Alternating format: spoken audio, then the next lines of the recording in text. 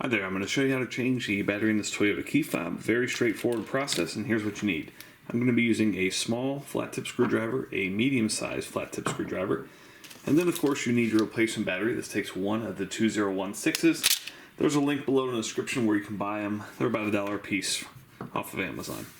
So what you want to do is on this side of the fob right here, there's a little slot right here. Take your medium-sized screwdriver, put it in and twist. Now this portion you're going to need to remove. Right here, take your small flat blade screwdriver and just gently work these apart.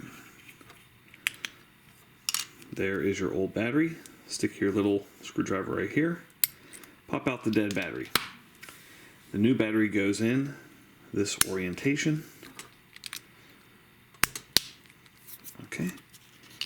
And just squeeze this back together.